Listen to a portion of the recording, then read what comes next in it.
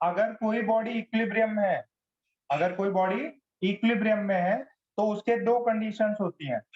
एक तो एफ जो नेट है, एफ नेट वो जीरो होना चाहिए, ये फर्स्ट कंडीशन है, this is the first condition.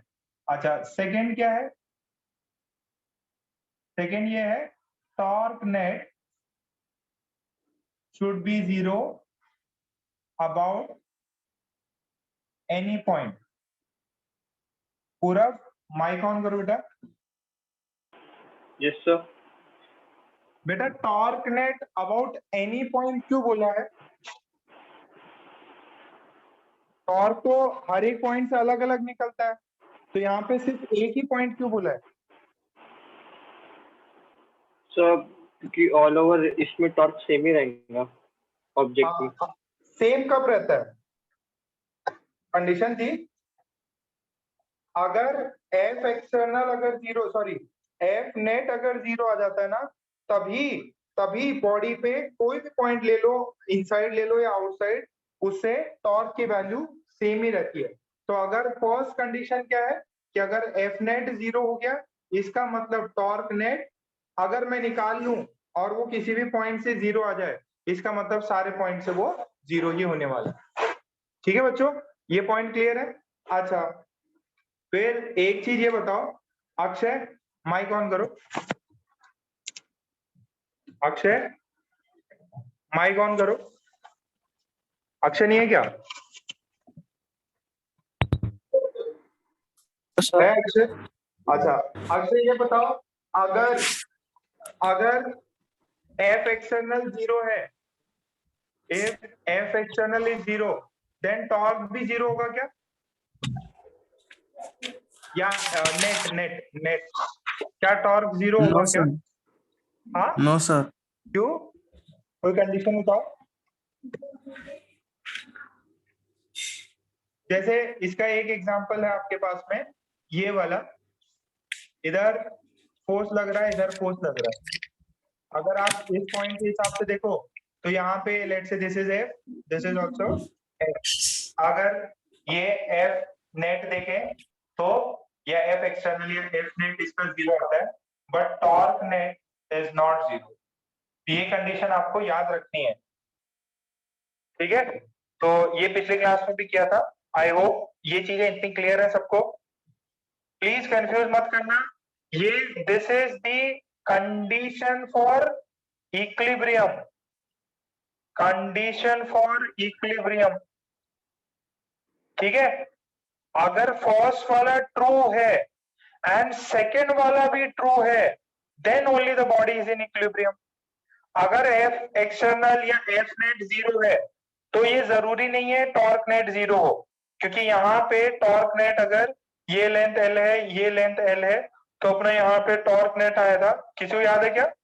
2FL आया था, 2FL with negative sign, clockwise anticlockwise आप देख लेना, ठीक है? ये टॉर्क नेट इतना आया था, सबको इतना क्लियर है? अच्छा, एक और इसमें सवाल पूछ रहा हूं, ध्यान से देखना। If torque net is zero, then F net is zero. ये ट्रू है कि फॉल्स? अगर टॉर्क जीरो है, टॉर्क जीरो है,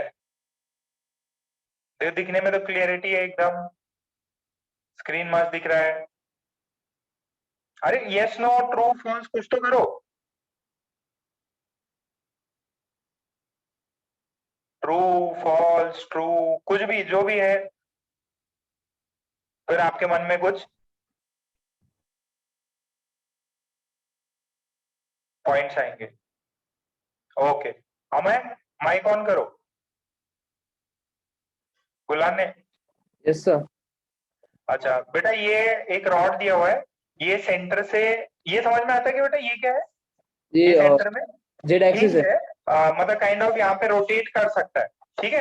तो मैंने बेटा इसको ऐसे फोर्स लगाया, एक सेम क्वांटिटी का फोर्स इधर लगाया, टॉर्क अबाउट पॉइंट बी निकालो।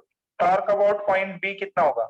Due to F1 due to F2, F1 की वजह से कितना होगा?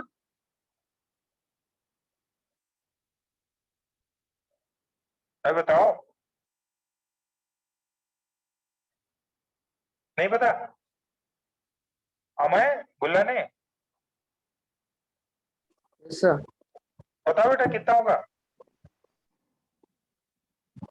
अरे ये सेंटर है, रॉड का लेंथ 2L है, सेंटर है, और यहाँ पे F एज पे एक F फोर्स लगा रहा हूँ नीचे की तरफ, नीचे की तरफ F फोर्स लगा रहा हूँ, ये लेंथ L है, ये B से ये एज तक की लेंथ L है, B से इस एंड की length, let's say this is A, this is C, ठीक है?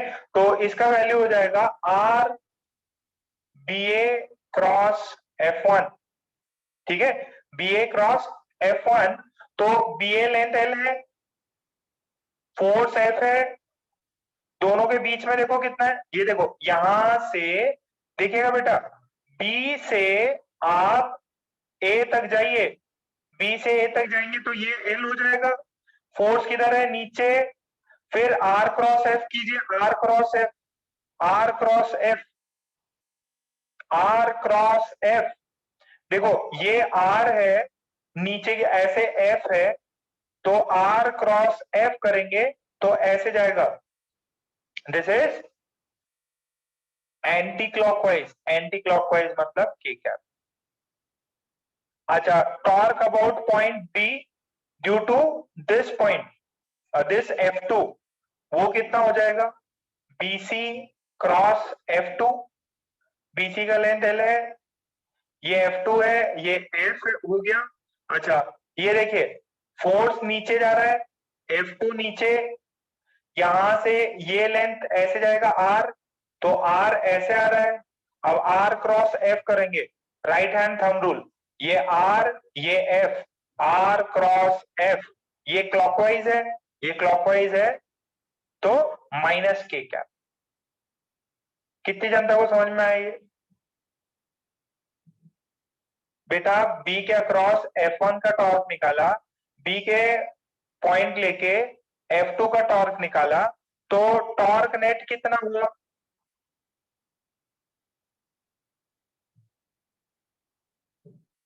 टॉर्क नेट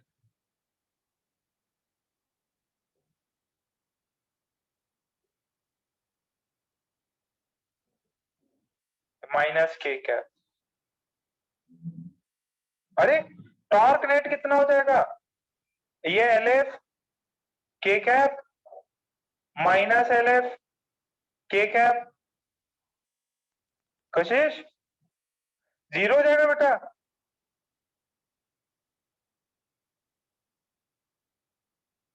अरे जीरो हो गया, टॉर्क नेट जीरो,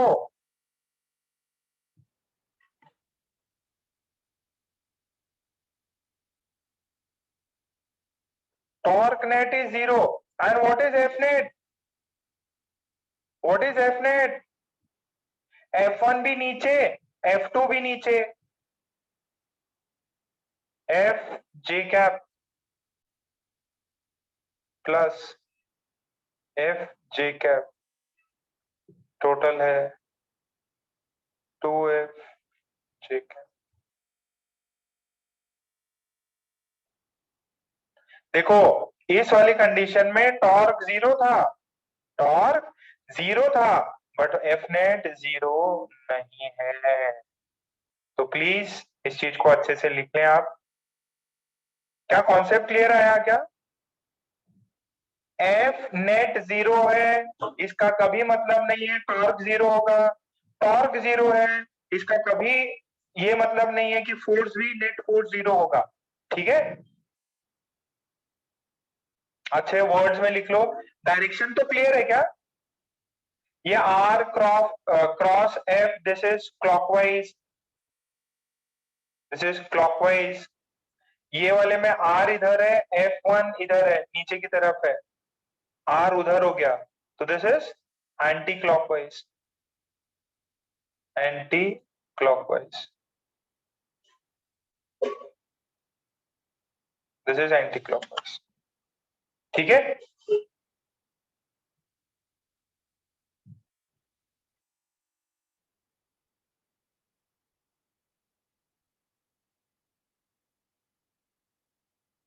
गया, डन लिखो फटाफट। बाकी जनता भी फटाफट छाप ले।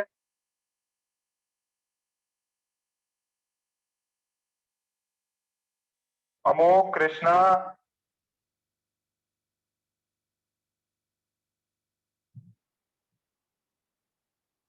यश, युग, विनीत, विदुषी, वेदांत, वेदांग, सुजल, सौरभ, साक्षी, राधा, रिद्धि, ऋषि, ऋषि, समृद्धि। ओके, ठीक है। तो आपको मीनिंग सबको समझ में आ गया। देखो, रोटेशनल इक्विलिब्रियम तभी होगा जब एफ नेट 0 हो और कोई भी एक पॉइंट के बाद में 1 के बाद में 2 होना चाहिए, ठीक है। अगर एफ एक्सटर्नल या एफ नेट 0 है तो टॉर्क नेट 0 हो, ये जरूरी नहीं है, दिस इज फॉल्स। अरे ये जो ऊपर वाला स्टेटमेंट था ये क्या है? फॉल्स है, ये दिस स्टेटमेंट इज फॉल्स, ठीक है। इसमें भी ये वाला स्टेटमेंट भी क्या है? This statement is also false. Dot net 0 इसका कभी मतलब नहीं है एफ नेट 0। ओके, चलो अभी नेक्स्ट क्लास है ना, अपन ने कुछ रॉड का किया था, रॉड का एग्जांपल किया था कि एक रॉड लटकी हुई है और T1 T2 निकाला था। ये याद है क्या? लास्ट में T1 T2 कितना आया था? देखो बैलेंसिंग पे है, आपने जरूर किया था, ऐसे किया था ना अपन ने कुछ, ये एग्जांपल कराया था लास्ट क्लास में।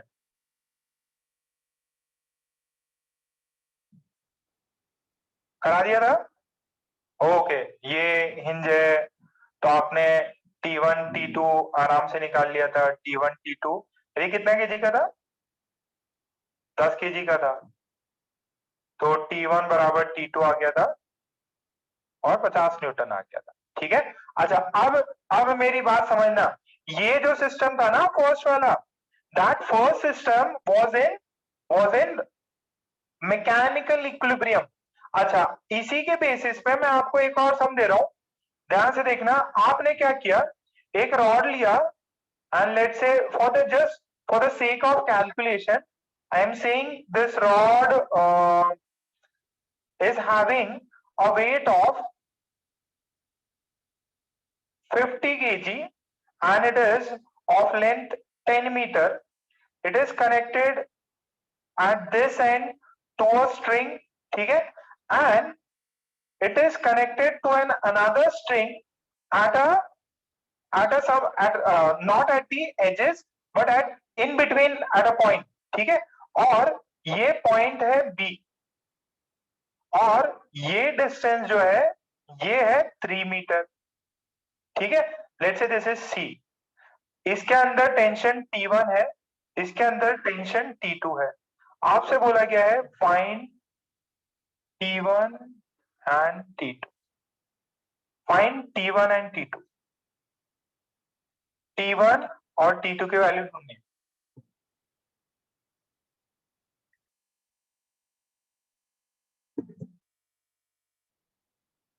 if the rod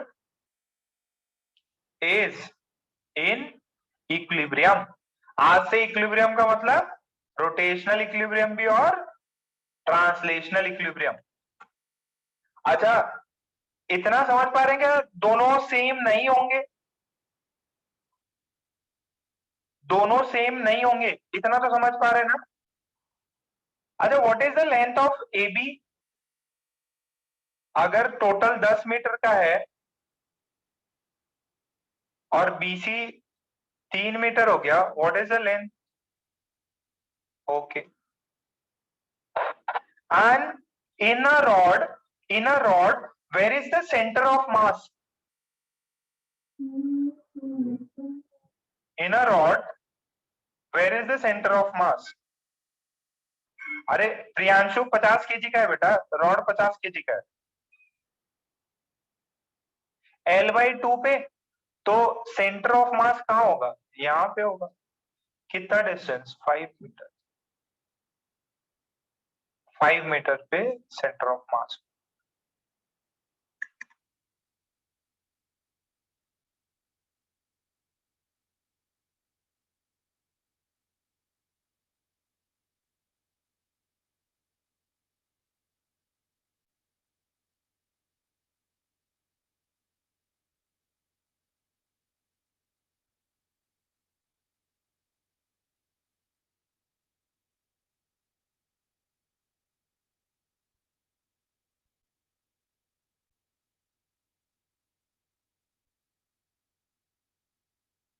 निकला क्या? देखो पहले तो फोर्स 0 कराओ, फिर टॉर्क की वैल्यू 0 कराओ। टॉर्क कहां से लेना सर? टॉर्क वहां से लो जहां से मिनिमम से, मतलब बहुत वेरिएबल्स मिनिमम हो जाए, वेरिएबल्स मिनिमम हो जाए। अगर ये रॉड इक्विलिब्रियम में है, first this is the rod, this is T1, this is T2. At this point there is mg.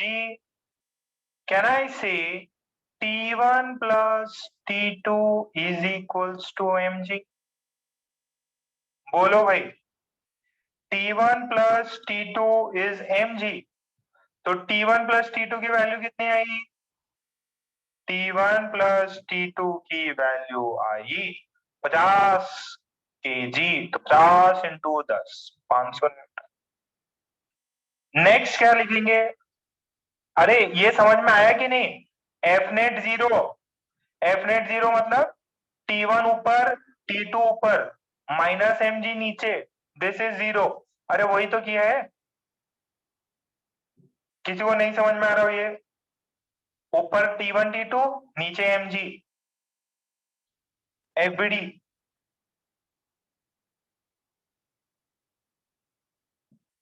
Very good. Next क्या करना? नेक्स्ट टॉर्क की इक्वेशन लिखेंगे। ये छाप लो भाई, एक पॉइंट ए को पकड़ के टॉर्क की इक्वेशन लिख दो, एकदम इजीली हो जाएगा। देखो श्रेया का आंसर आया और 2-3 बच्चों का और आया। वेरी गुड, कबीरा का आया।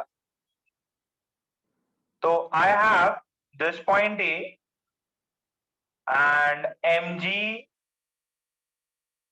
is here, T2 is here and T1 is here।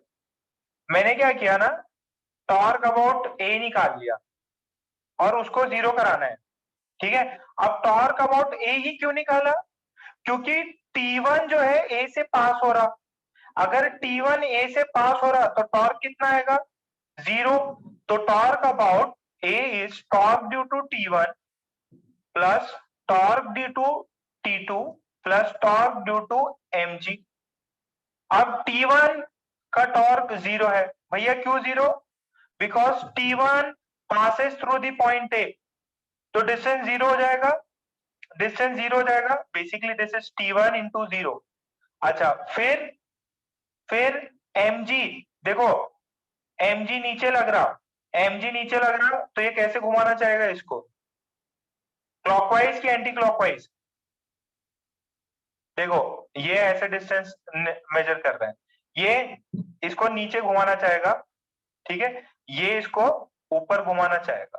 तो I have mg let's say this is in minus k cap into distance है 5 minus k cap plus, oh sorry, T2 किधर है? T2 anti clockwise, तो T2 into 7 plus k cap and this is 0, this is 0, this is mg, मास कितना है? 50 into 10 into 5 minus k cap plus T2 कितना है? T2 तो पता ही नहीं sir, T2 into 7 k cap, तो ये एक नेगेटिव है एक पॉजिटिव है, तो ये हो जाएगा 2500 माइनस, और ये 7 T2 0, T2 की वैल्यू आएगी 2500/7। यहां तक क्लियर है? अच्छा एक और था, फर्स्ट इक्वेशन क्या है? T1 plus T2, T1 plus T2 कितना आया था? 500 आया था, तो T1 की वैल्यू कितनी हो जाएगी? 500 माइनस T2 कितना है? ये कितना आएगा? 3500 -25। पहले फटाफट इसको छाप लो, जो भी लिखा हुआ है फटाफट छाप लो।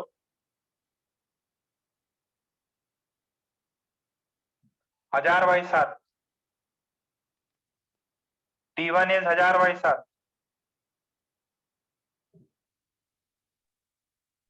अरे ये T1 की वजह से टॉर्क 0 क्यों आया? T1 की वजह से टॉर्क 0 क्यों आया?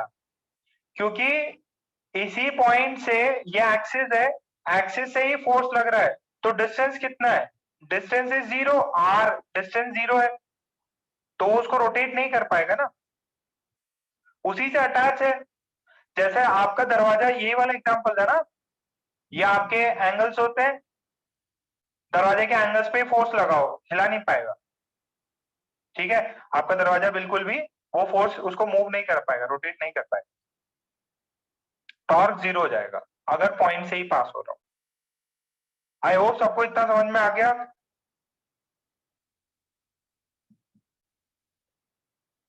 किसका रह गया? फटाफट लिखो ये।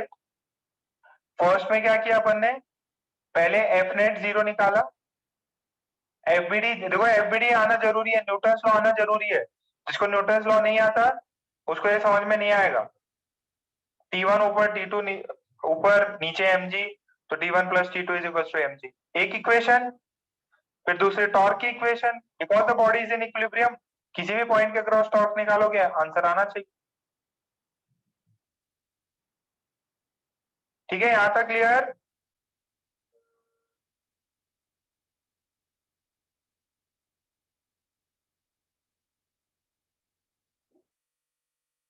ओके, नेक्स्ट देखो।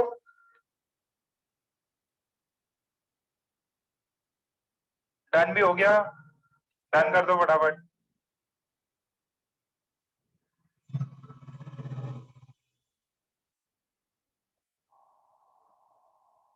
इट इज वेरी इंपॉर्टेंट कि देखो आपका रिवीजन भी होगा। अब वर्क पावर एनर्जी का थ्योरम वापस लगेगा। लेट से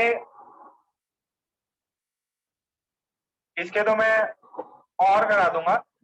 बस आपको है ना इतना बताना मुझे कि इक्विलिब्रियम में होगा कि नहीं होगा। नो डाउट आपने ये कहीं ना कहीं कभी ना कभी ये एक्सपेरिमेंट ट्राई कर रखा है। Let's say this is a rod, same 10 metre का रॉड है एंड ये इसका सेंटर है। अभी तो इक्विलिब्रियम में होगा। अगर ये एंड मैं इधर लगा, ये बताओ इक्विलिब्रियम में होगा कि नहीं होगा?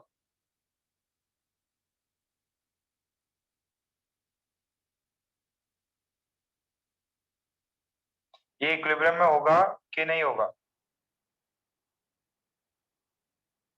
अरे रस्सी को बांध के देखा होगा ना।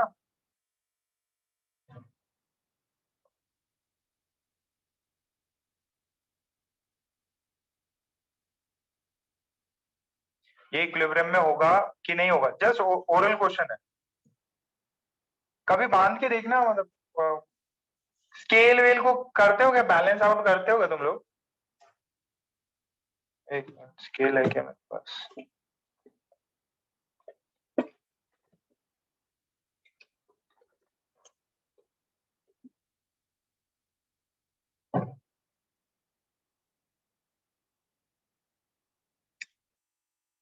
ये देखो बेटा,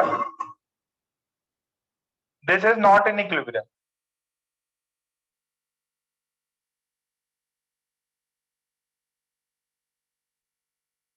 रॉड का सेंटर ऑफ मास इधर है, रॉड का सेंटर ऑफ मास इधर है।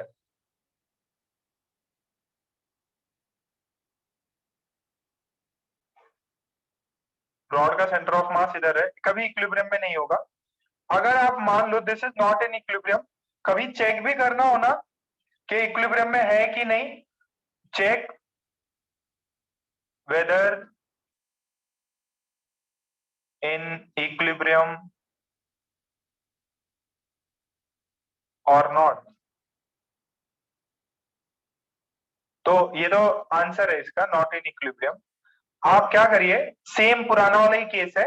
लेट से this is 3 meters, this is 2 meters and this is 5 meters, है ना? This is 5 meters. तो मैंने सिंपल सा लगाया, फॉर्मूला लगाया कि ऊपर T1 लग रहा, ऊपर T2 लग रहा और नीचे mg लग रहा। तो T1 plus T2 is equals to mg।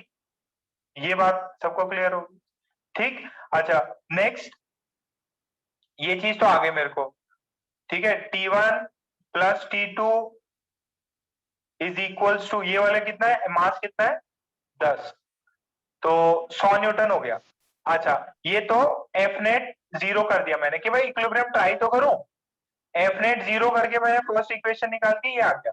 अब मैंने बोला कि यार अगर इक्विलिब्रियम है, if in equilibrium, if in equilibrium, अगर इक्विलिब्रियम में है तो टॉर्क भी क्या होना चाहिए, टॉर्क नेट कोई भी point, let's say this is A, this is B, this is C, this is D. मैंने बोला कि टॉर्क अबाउट ए निकाल लूंगा, तो टॉर्क अबाउट ए निकालूंगा तो ए से निकल रहा है T1, ये T2, तो यहां से आएगा torque due to T1 plus torque due to T2 plus torque due to mg। देखो T1 की वजह से 0, why, because the distance is 0। फिर T2 कितने डिस्टेंस पे है, T2 कितने डिस्टेंस पे है और T2 किधर रोटेट कराना चाहता है उसको, क्लॉकवाइज कि एंटी क्लॉकवाइज? T2 ऊपर जा रहा, ये डिस्टेंस निकालिए आप, R क्रॉस F, डिस्टेंस है 3, R क्रॉस F, R ऊपर F, R cross F anti clockwise, this is R, this is F, anti clockwise. तो एंटी क्लॉकवाइज मतलब पॉजिटिव, तो दिस इज पॉजिटिव ले लो इसको, दिस इज T2 इंटू 3। अच्छा, mg किधर है, mg नीचे है, कितना डिस्टेंस पे? अच्छा, तो this torque is 0 and this is mg, नीचे की तरफ mg इंटू 5, ठीक है। तो यहां से वैल्यू कितनी आती है, mg 500,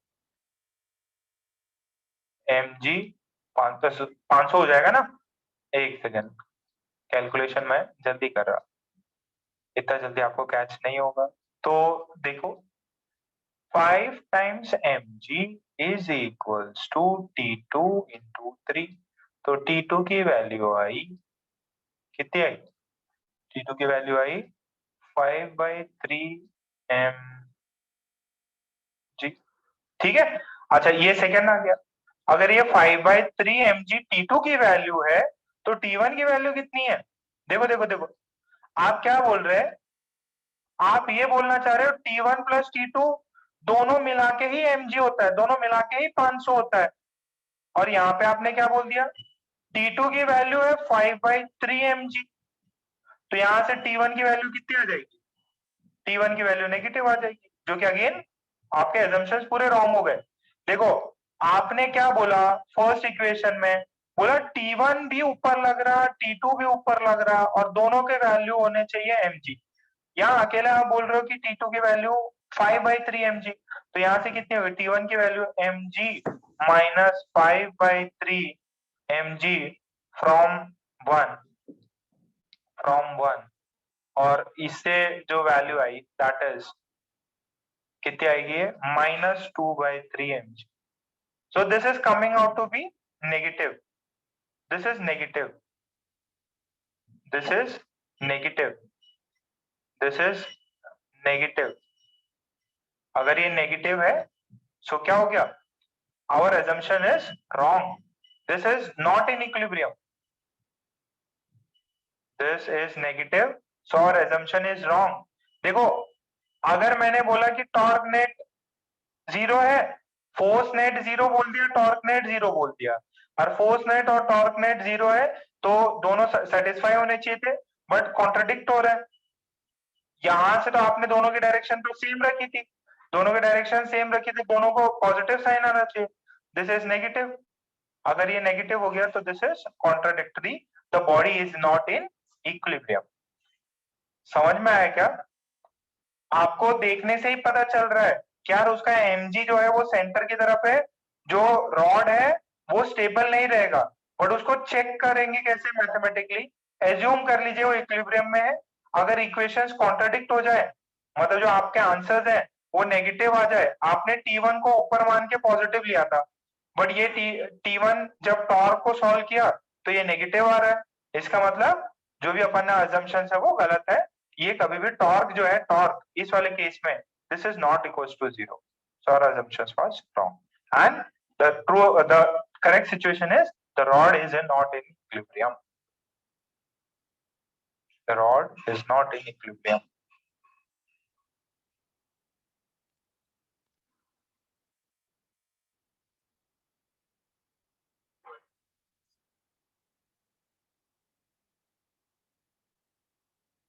Okay.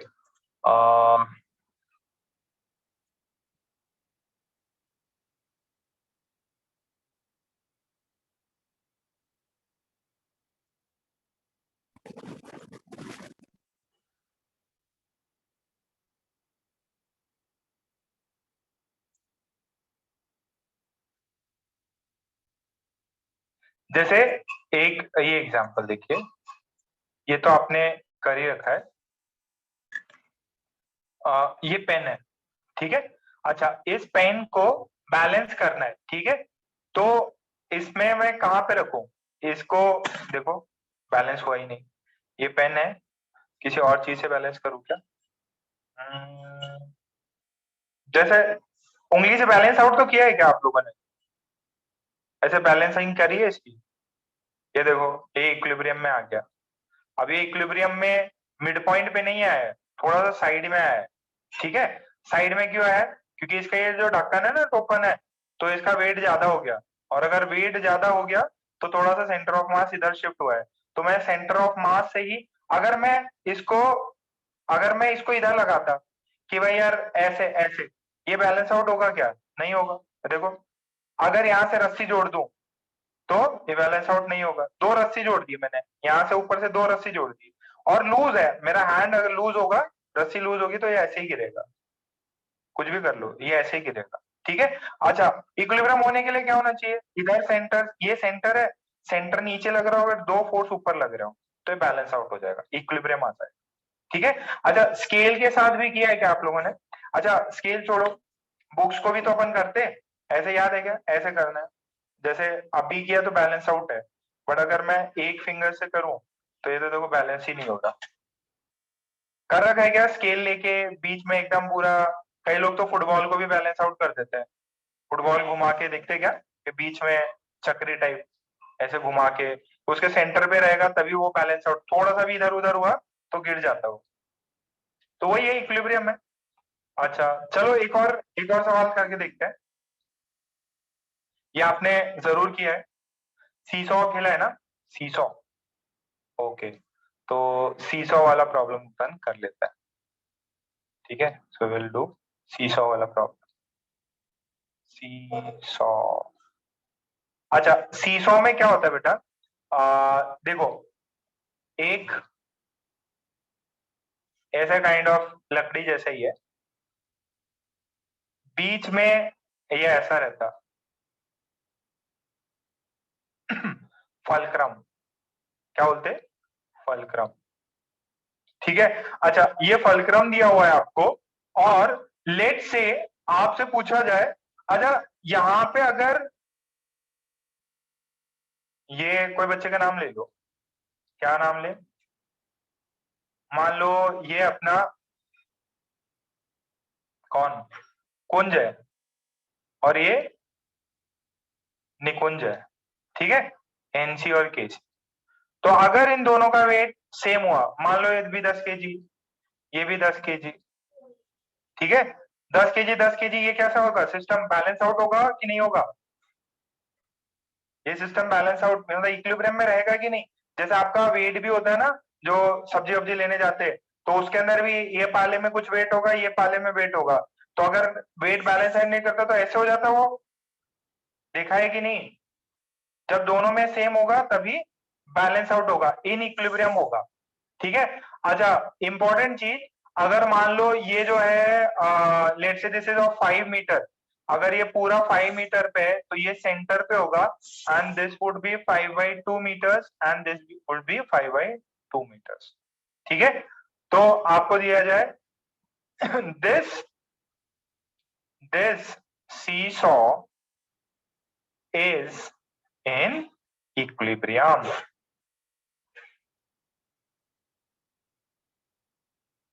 Same concept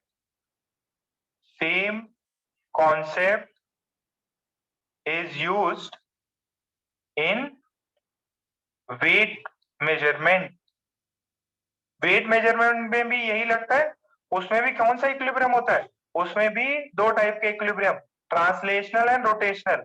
देखो एक तो वो इसको क्या बोलते हैं, काटा बोलते हैं, क्या बोलते हैं, काटा वेट क्या बोलते हैं उसको हिंदी मराठी में, काटा ही बोलते हैं ना, तराजू तराजू तराजू, अरे वाह तराजू। एक ये वाला तो बहुत भयंकर होता है, ये देखो ऐसा इधर इधर ऐसा, इधर एक प्लेट, इधर एक प्लेट,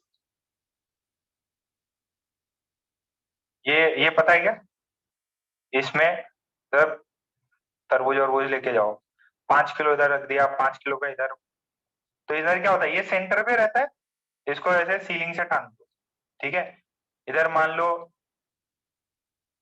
अपन ओम को बिठा दे, इधर कुंज निकुंज को बिठा दे, बैलेंस आउट हो जाएंगे। ठीक है, सो ऐसा सेम प्रिंसिपल है, इसमें भी क्या होता है, एफ नेट इधर इसका वेट, इसका इधर का वेट, ठीक, और फिर टॉर्क लगाएंगे, इजीली हो जाता। इसको लिख लो भाई, सीसॉ वाले प्रॉब्लम्स भी आते हैं, सीसॉ वाले प्रॉब्लम्स भी आते हैं।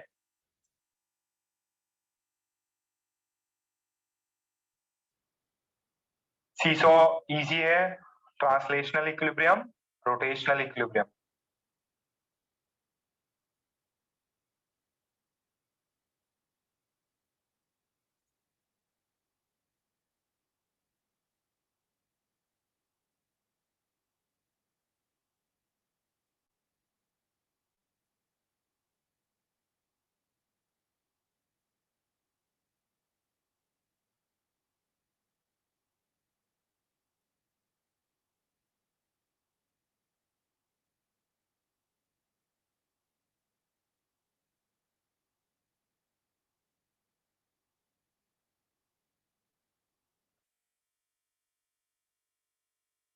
हो गया तो बताओ, डन लिखो, हो गया तो डन लिखो भाई।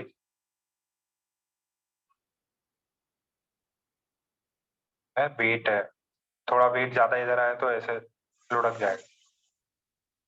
देखो सब कॉमन सेंस है, फिजिक्स पूरा एकदम कॉमन सेंस है जो आप देखते आ रहे हो। अब क्या आपको इक्विलिब्रियम नहीं पता, क्या टॉर्क होता, क्या रोटेशनल इक्विलिब्रियम होता, फिर भी आपको आंसर तो आता ही था ना।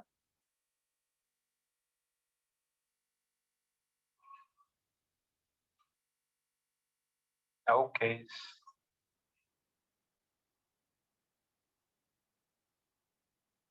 क्या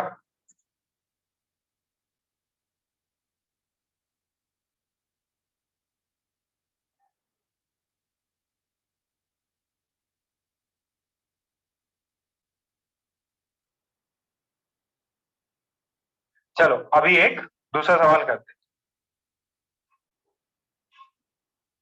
इसको लिख लेना सही से अच्छे से। वेट मेजरमेंट में सेम कॉन्सेप्ट यूज होता है। अच्छा, तो मान लो मैं टू फ्रेंड्स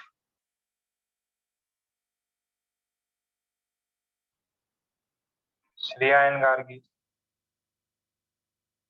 ठीक है, are trying to balance seesaw, ठीक है, of total length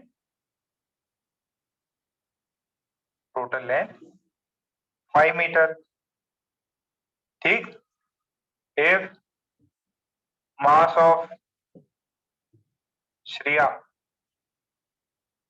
is let's say, एक वेट ऐसे है ना, रैंडम वेट ले रहा हूं, एक अपन ने 40 kg ले लिया, ठीक है, and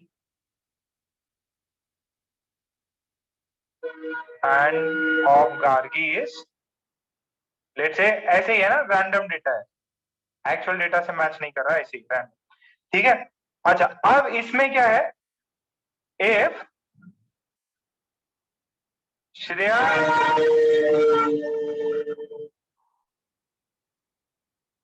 is sitting at the edge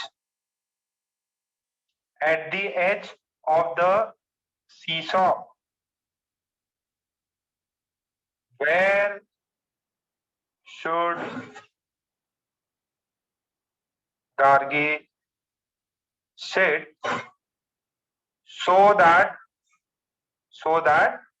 they are in equilibrium, ठीक है। बाकी लोग अपने अपने दोस्तों का नाम लिख लो। ओके, तो इसमें दिया हुआ है कि एक सीसॉ है और बीच में रहता है मोस्टली फलक्रम, अनलेस और अदरवाइज आपको कुछ मेंशन ना किया हो। अब श्रेया जो है वो यहाँ बैठ गई। अब देखो, श्रेया का वेट 40 kg है, अच्छा गार्गी का वेट अपन ने माना है यहाँ पे 60, तो क्या मैं इसको एज दूसरे वाले बच्चे को एज बी पे बिठाऊं तो इक्विलिब्रियम आ जाएगा क्या? ऑब्वियस है नहीं आएगा। अगर नहीं आएगा तो मुझे क्या करना पड़ेगा, मुझे गार्गी को एज से थोड़ा पास लाना पड़ेगा। Let's say this is Gargi. अच्छा, अब एज से कितना पास लेके आए, कितना पास लेके आए, देखिए ये अब मेरे को पता है ये 5 मीटर है, तो मान लो मैंने बोल दिया कि यार यहां से है ना, ये गार्गी जो है इस फलक्रम से x मीटर है, आपको वही बताना है what is the value of x, what is value of x, what is value of x, what is value of x, ये बताना है।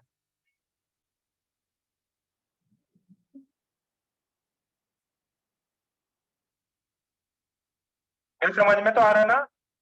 अभी गार्गी को डी पे नहीं बिठाएंगे, डी पे बिठाएंगे तो डिसबैलेंस होगा, अपने को इक्विलिब्रियम करना है। सीसॉ खेला है क्या? सीसॉ में बेसिकली क्या करते हैं ना, अपन नीचे एकदम धक्का देते, पैर से नीचे धक्का देते तो ऊपर जाएंगे, फिर वो वाला धक्का देगा, तो वो अलग है। अगर कोई मोशन नहीं कर रहा, आराम से जाके बस बैठ गए।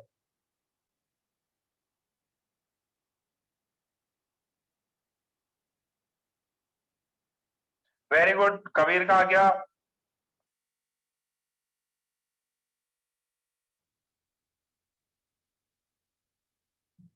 ठीक ही बार में आंसर आ गया, शाबाश।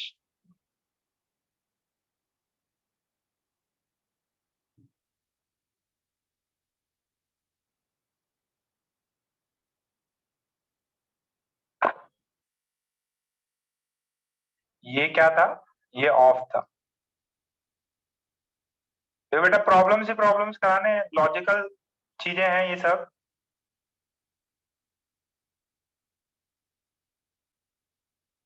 Come on Shreya and Gargi, निकालो आंसर। श्रेया तुम तो निकाल ही लो।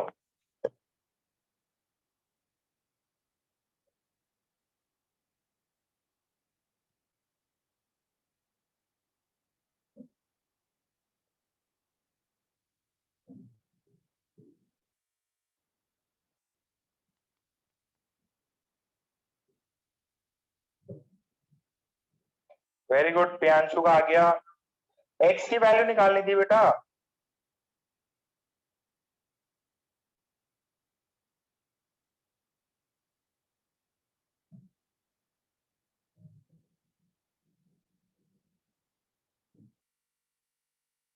सार्थक,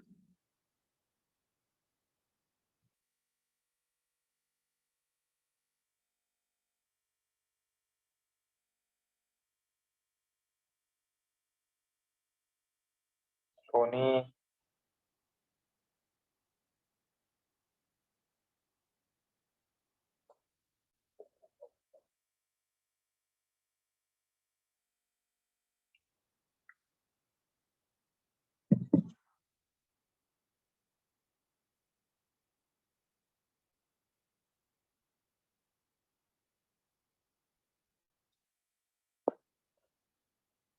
क्या श्रेया गलत कर दे तुम?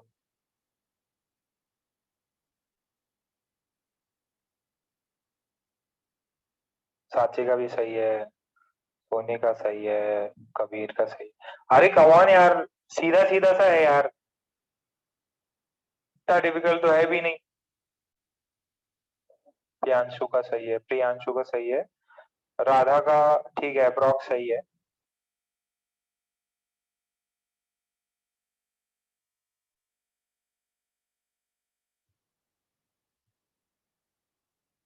अच्छा ध्यान से देखना, एक मैं कर देता। देखो बेटा, यहां से वेट आएगा 40 जी, यहां से वेट आएगा 60 जी। अच्छा दोनों ही नीचे लग रहे, तो ऊपर कौन लगा रहा? अरे ये वाला, ये रॉड है, ये जो फलक्रम लगा हुआ है, ये एक नॉर्मल फोर्स देगा ऊपर इस पे, रॉड पे। एक तो श्रेया गार्गी, अब ये जो फलक्रम है, इसने बैलेंस आउट करके रखा होगा ना, तो ये नॉर्मल ऊपर देगा। तो क्या करेंगे, normal is equals to 40 G plus 60 G, that is 100 G. Normal की वैल्यू है 100 जी। ओके, नॉर्मल की वैल्यू 100 जी आ गई, तो एक इक्वेशन ये आ गया। दूसरा क्या है, दूसरा क्या है, क्या यार देखो नीचे, अगर मैं नीचे देखूं तो अभी मैं नेक्स्ट क्या करूंगा, टॉर्क निकालने का ट्राई करूंगा। टॉर्क अबाउट द हिंज या टॉर्क अबाउट द फलक्रम क्या होना चाहिए, टॉर्क वो भी 0 होना चाहिए। क्यों? क्योंकि देखो, अब फलक्रम के थ्रू यहां से ऐसे नॉर्मल पास हो रहा है, तो नॉर्मल पास हो रहा है, तो नॉर्मल तो वही पॉइंट से निकल रहा है, तो नॉर्मल निकालने की जरूरत नहीं है। तीन फोर्सेस है, torque due to weight of Shreya, torque due to weight of Gargi, torque due to normal. तो टॉर्क ड्यू टू नॉर्मल ये तो 0 हो जाएगा, torque due to Shreya and torque due to Gargi. ठीक है, ओके। तो ये तो 0, श्रेया का कितना होगा, देखो ये लेन आर क्रॉस एफ, ये इसको ऐसे नीचे नीचे लेके जाना चाहती है, तो दिस इज क्लॉकवाइज, तो इसको पॉजिटिव ले लेते हैं। श्रेया का वेट कितना है, 40। एक सेकेंड ना, इसे ढंग से लिख लेते हैं। दिस इज 40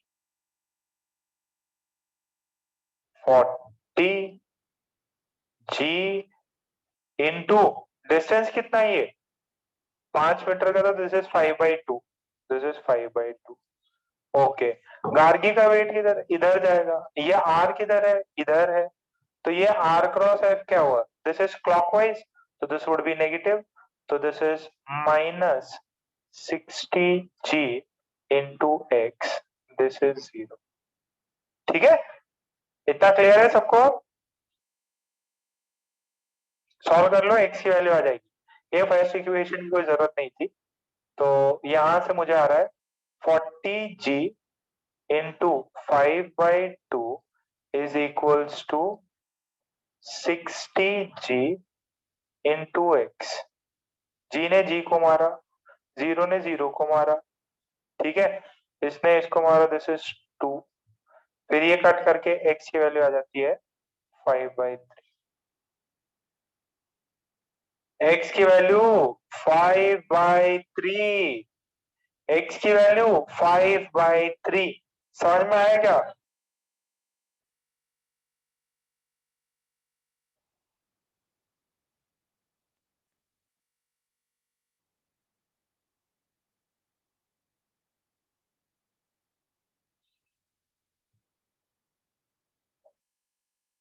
सबको आ गया? इसमें खतरनाक खतरनाक सवाल बनते हैं ये।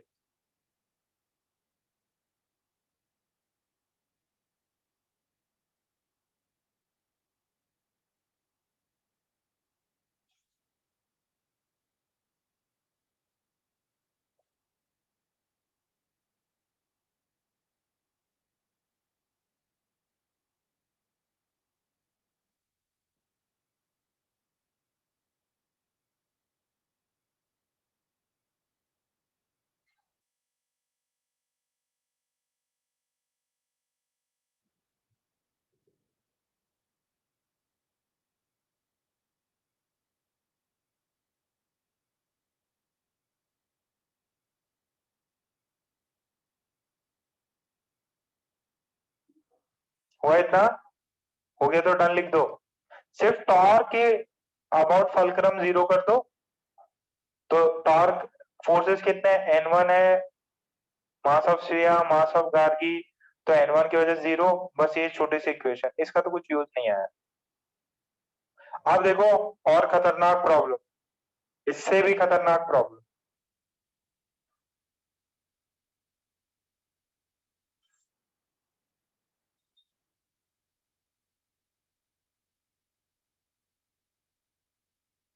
हो गया?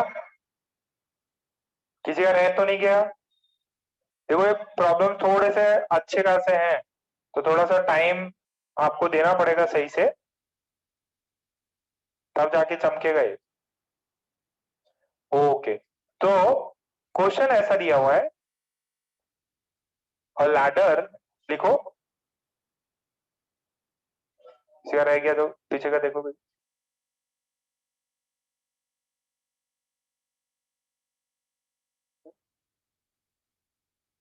फटाफट लिखो, फटाफट, स्पीड बढ़ाओ।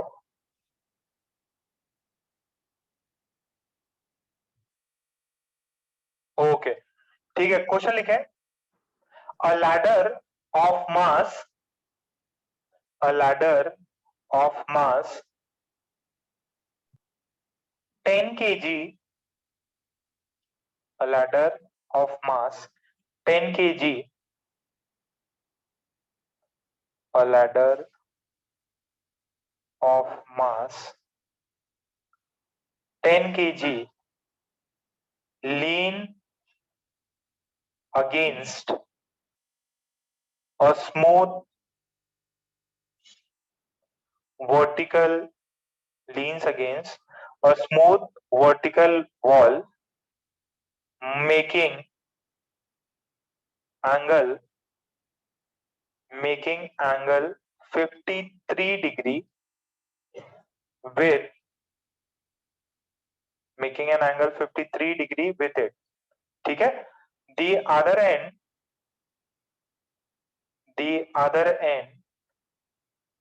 rests on the other end rests on the rough horizontal surface. Rests on the rough horizontal surface. Find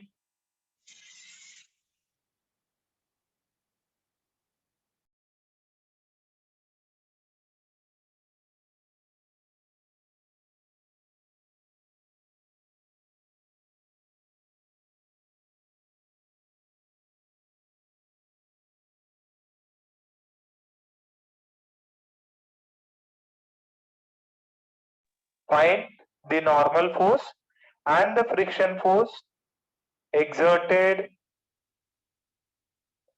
by the floor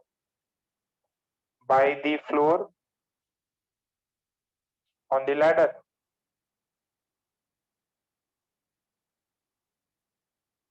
देखो घर में लैडर कितने लोगों के घर पे लैडर है? सीढ़ी घर पे लैडर है क्या? या घर पे कलर वलर वाले आते हैं तो लैडर लेके आते हैं? तो कभी अगर आपको छत वत पे चढ़ना हो तो ऐसे लैडर लगाते, ठीक है? ये ऐसे पहले मैंने प्रॉब्लम भी करा रखा है, बहुत पहले अपन ने उसमें किया था, ठीक है? तो ये लैडर है, ये लैडर 53 एंगल बना था, ठीक है? लेंथ कितना है इसका? 10 मीटर लेंथ है। Let's say this is A, this is B. A B जो लेंथ है दैट इज 10 मीटर। अच्छा, लेंथ मैंने दिया, लेंथ अभी दे दिया, length A B is 10 metre, ठीक? अच्छा, ये सरफेस रफ है, ये सरफेस क्या है? रफ है। और टाइमिंग आपको रफ दिया हुआ है, और ये जो है दूसरा वाला सरफेस,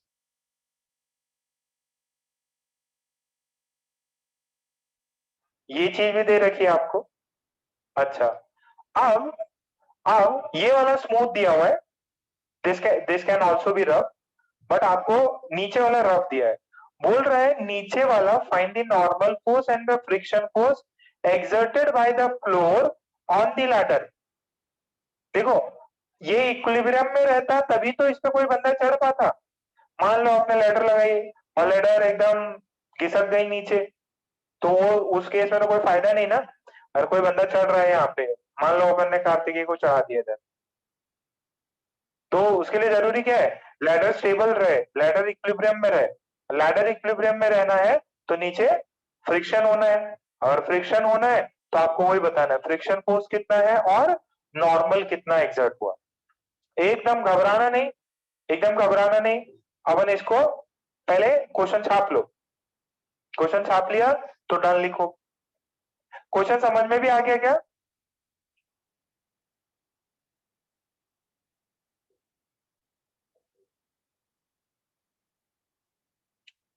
वेरी गुड। अगर क्वेश्चन समझ में आ गया बहुत बढ़िया। इसमें अभी तक अपन ने किसी बच्चे को नहीं चढ़ाया नहीं है, बस ये पूछा गया है कि भाई लैडर इक्विलिब्रियम में कंडीशन बताओ, condition in the sense normal की वैल्यू बताओ फ्रिक्शन की। तो अपन क्या किए, अपन ने ऐसा ऐसा लिया और इस लैडर के अकॉर्डिंग अपन ने फोर्सेस लिखे। देखो पहला फोर्स सबसे इंपॉर्टेंट, लैडर का वेट है, हाँ है, लैडर का वेट है तो लैडर का mg नीचे लगेगा, बहुत बढ़िया। अच्छा अब ये नीचे वाला रफ है, अच्छा ये रॉड ऐसे कांटेक्ट में है और ऐसे रखी हुई है तो नीचे से कुछ नॉर्मल आएगा, late say this is n2। ये दूसरा वॉल है, वॉल से कांटेक्ट में है, वॉल से परपेंडिकुलर n1 फोर्स आएगा, नॉर्मल फोर्स। ये क्लियर है? अच्छा नीचे एक और चीज है फ्रिक्शन। अच्छा इसकी टेंडेंसी क्या है, फ्रिक्शन कहां लगेगा, अगर मैंने रॉड को ऐसे लगा के रखा है ऐसे स्लांटिंग, तो फ्रिक्शन इसको बी से राइट तरफ लगेगा कि लेफ्ट की तरफ लगेगा, फ्रिक्शन इसके लेफ्ट की तरफ लगेगा। This is the direction of friction. क्या मेरी बात सबको समझ में आई? अरे लेफ्ट की तरफ लगेगा। अच्छा अब क्या है, the rod is in sorry the ladder is in equilibrium, ladder is in equilibrium. अगर इक्विलिब्रियम में है इसका मतलब एफ नेट क्या होना चाहिए, एफ नेट शून्य होना चाहिए। अगर एफ नेट शून्य है इसका मतलब जो भी फोर्सेज है उनको मैं इक्वेट करवा दूं, आंसर कुछ ना कुछ आना चाहिए। अच्छा फर्स्ट देखो, फोर्सेस जो भी एक्स डायरेक्शन में है वो सारे के सारे फोर्सेस क्या होने चाहिए, जीरो होने चाहिए। तो एक्स डायरेक्शन में फोर्स क्या है, n1 इधर लग रहा, n1 माइनस फ्रिक्शन, और तो कोई एक्स डायरेक्शन में फोर्स लग नहीं रहा, this has to be zero. तो n1 की वैल्यू कितनी आई, n1 की वैल्यू f के बराबर आ गई। अच्छा दूसरा क्या होना चाहिए बेटा, दूसरा force in y direction net force should be zero, बहुत बढ़िया। तो y डायरेक्शन में फोर्सेस कौन से हैं, नीचे mg ऊपर n2, तो n2 minus mg should be शून्य। तो n2 की वैल्यू कितनी आ रही, mg आ रही, n2 की वैल्यू कितनी आ रही, mg आ रही। तो n2 की value m into g, what is the mass, mass is 10, what is gravity, g, so what is the value of n2, ओ 100 न्यूटन ही आ गई। अरे बेटा ये नीचे लग रहा है तो नीचे वाला फोर्स कौन बैलेंस करेगा, ग्राउंड वाला। तो एक तो आ गया नॉर्मल फोर्स, आ गया नॉर्मल फोर्स आ गया। टोटल लेंथ ऑफ रॉड कितना है, लैडर कितना है 10 मीटर, तो ये 5 मीटर होगा, ये 5 मीटर होगा। एक n2 आ गया, फ्रिक्शन फोर्स कैसे आएगा,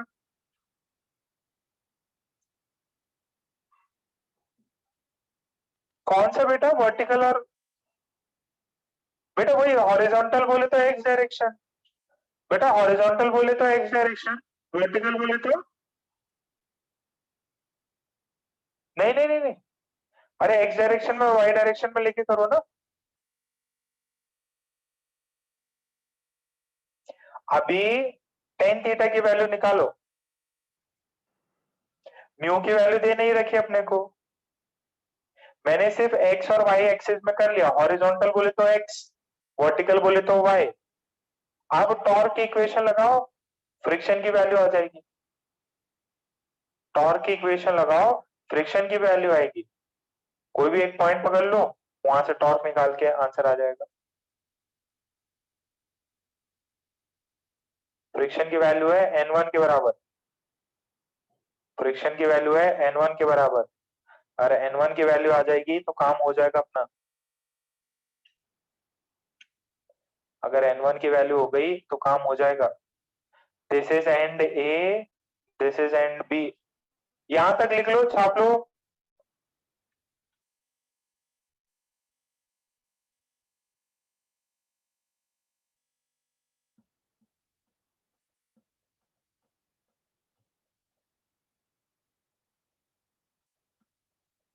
N1 की वैल्यू एफ आ रही ना बेटा, वॉल फ्रिक्शन को बैलेंस आउट कर रहा। वॉल जो है वो फ्रिक्शन को बैलेंस आउट कर रहा ना, हॉरिजॉन्टल डायरेक्शन में।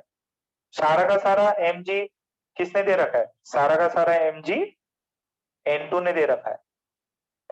वॉल जो है वो स्मूथ है, ये वाला पार्ट जो है this is smooth, this part is smooth.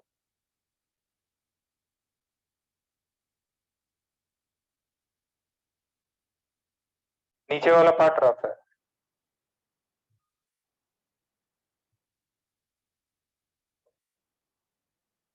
हो गया इतना? अब टॉर्क की इक्वेशन निकालो। ये बॉडी इक्विलिब्रियम में है, ये अगर इक्विलिब्रियम में है तो फोर्स भी जीरो, और किसी भी एक पॉइंट से लोगे तो वहां से टॉर्क भी जीरो आएगा। तो इसके अंदर अपन टॉर्क कहां से लेंगे? वहां से लेंगे जिसमें अपने को सबसे ईज हो, निकालने में सबसे ईज हो, वो वाला पॉइंट लेंगे।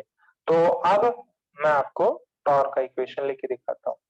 ये मेरे पास में रॉड है, ये ए है, ये बी है, इधर ऊपर N2 लग रहा था, इधर F लग रहा था, यहाँ पे mg लग रहा था, ओके, और यहाँ पे N1 लग रहा था।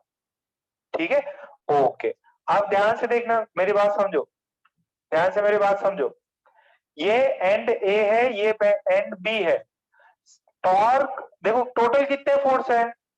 टोटल देखो, फ्रिक्शन है, नॉर्मल 2 है, और mg है, और ये N1 है। कहां से एक पॉइंट लू, कहां से मैं टॉर्क निकालूं जिससे मेरे को सबसे आसानी हो? देखो, मैं पॉइंट ए से भी टॉर्क निकाल सकता हूं, इसके सेंटर से भी टॉर्क निकाल सकता हूं, या पॉइंट बी से भी निकाल सकता हूं। सबसे फायदे का सौदा कहां से होगा? ए से निकालना, ये पॉइंट कुछ सेंटर से निकालना, या बी से निकालना? सबसे बेस्ट होगा बी से निकालना। क्यों? क्योंकि दो फोर्सेस बी से पास हो रहे हैं, दो फोर्सेस, ये N2 और ये फ्रिक्शन, दो फोर्सेस बी से पास हो रहे हैं। तो टॉर्क अबाउट पॉइंट बी, ठीक है। तो क्योंकि इक्विलिब्रियम में है तो torque about point B net है ना, वो क्या होना चाहिए? जीरो। कितने फोर्सेस हैं? Torque due to N2, torque due to friction, plus torque due to mg, plus torque due to N1 should be zero. अब इसके अंदर मैंने बी पॉइंट लिया तो ये और ये दोनों जीरो होंगे, ये और ये दोनों जीरो होंगे। क्यों? क्योंकि सेम बी से पास हो रहा। तो this is also zero and this is also zero. What is torque due to mg? Torque due to mg, तो मास लगा mg। अच्छा, अब ये जो डिस्टेंस है, ये जो डिस्टेंस है, मुझे क्या चाहिए? ये देखो, ये पॉइंट यहां से mg आ रहा,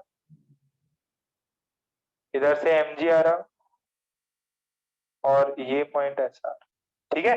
तो mg नीचे, ये r। अब मेरे को क्या चाहिए? ये वाला एंगल कितना था?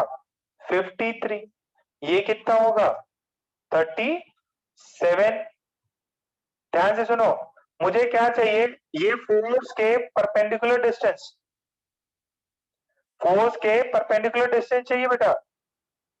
नहीं चमक रहा, ये पार्ट नहीं चमक रहा क्या?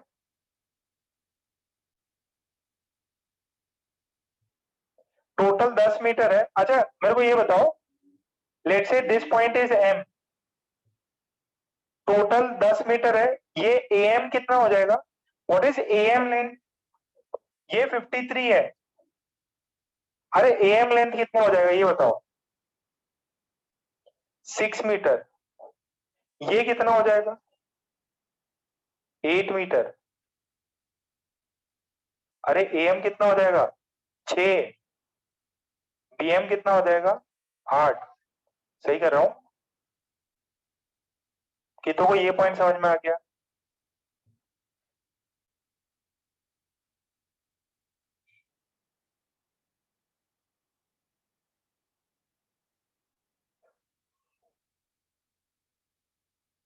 अच्छा ये देखो, ये एम जी इधर, this is L by two, this is 37, this is m g is downward, this is the perpendicular distance, this is L by two cos 37, L by two cos 37, L by two cos 37, this is the distance. M g नीचे, ये वाला इधर, तो m g L by two cos 37, मैं perpendicular distance निकाल ली। ये m g नीचे जा रहा, इससे ये वाला परपेंडिकुलर डिस्टेंस हो जाएगा, एम जी नीचे जा रहा, ये वाला डिस्टेंस इससे परपेंडिकुलर हो जाएगा, तो दिस इज, ये टोटल बी, बी और सी एल बाई टू है, तो ये एल बाई टू cos 37 हो गया, तो ये आ गया। ठीक है।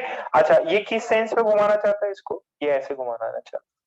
ठीक है, दिस इज पॉजिटिव। N1 कितना है ये देखो, यहां से B से A ये डिस्टेंस है, ये ऐसे फोर्स है, मुझे इसका परपेंडिकुलर डिस्टेंस चाहिए। तो देखो ये N1, ये पॉइंट है B, ये पॉइंट है A,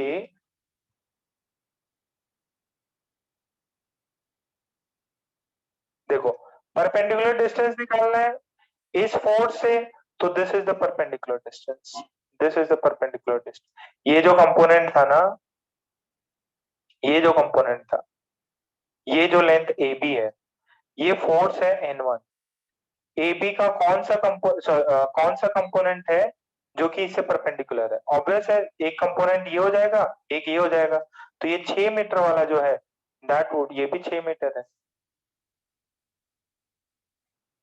तो इसका टेंडेंसी कैसा है? दिस इज आर क्रॉस है, ये इसको क्लॉकवाइज घुमाएगा, तो क्लॉकवाइज घुमाएगा, this is N1, N1, and what is this?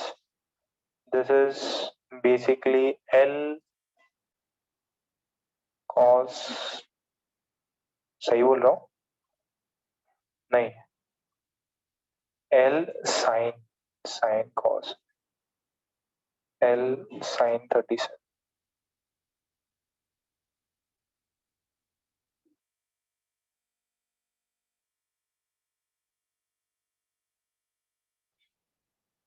ये आना चाहिए।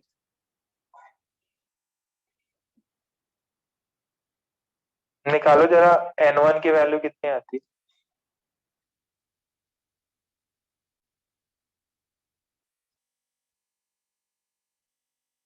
L by two, 10 by 2 cos 37,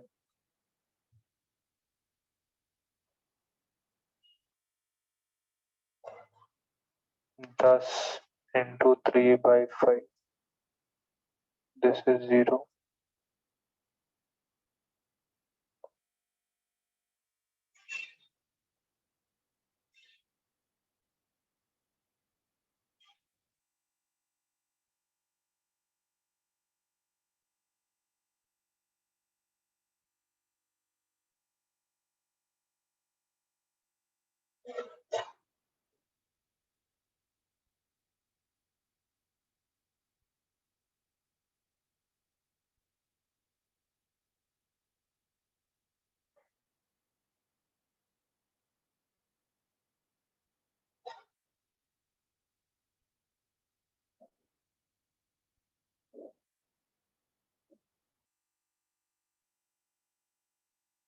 निकालो, N1 की वैल्यू इतनी आ रही क्या?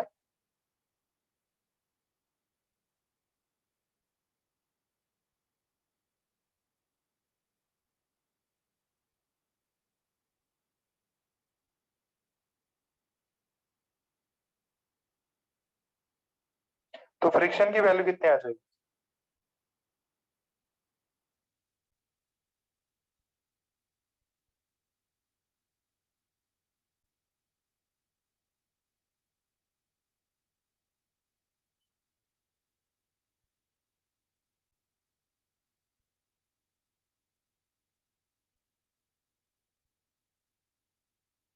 दस kg है।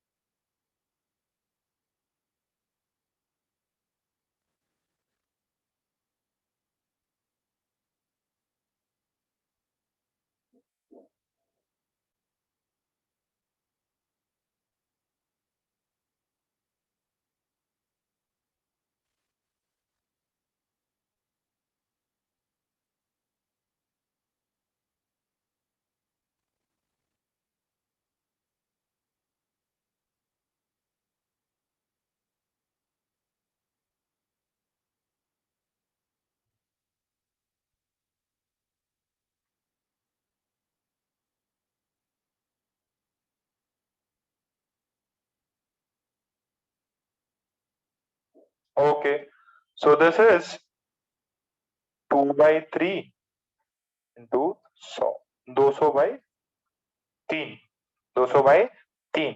अच्छा, N1 की वैल्यू 200/3 आ गई, तो फ्रिक्शन फोर्स की वैल्यू कितनी होगी? N1 is same as friction, N1 is same as friction, तो फ्रिक्शन की वैल्यू 200/3 न्यूटन। ठीक है, वापस कराएंगे, घबराओ नहीं, फर्स्ट टाइम है तो नहीं समझ में आया होगा आपको।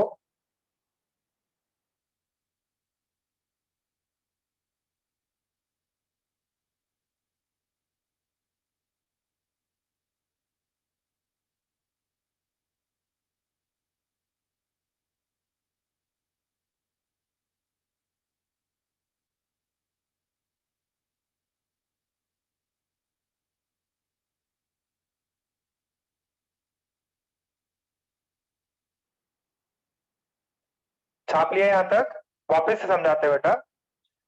यहां तक तो किसी को कोई डाउट नहीं, ये तो न्यूटन्स लॉ में अपन ने बहुत बार कर रखा। फोर्सेस लग रहे एक्स डायरेक्शन में और वाई डायरेक्शन में, तो एक्स डायरेक्शन में फोर्स लग रहा तो एफ एक्स नेट इज 0, तो एक्स डायरेक्शन में N1, देखो वापस से समझ लो, जितने भी बच्चे हैं वापस से समझो इस चीज को, थोड़ी सी टफ है ये। N1 इधर, फ्रिक्शन फोर्स लेफ्ट साइड, तो N1 minus F is 0, N1 की वैल्यू है। वर्टिकल में नीचे mg, ऊपर नॉर्मल, तो N2 ऊपर माइनस mg। यहां तक दोनों इक्वेशन क्लियर है क्या? तो यहाँ N2 की वैल्यू डाल के मेरे को आ गई, N2 की वैल्यू आ गई 100।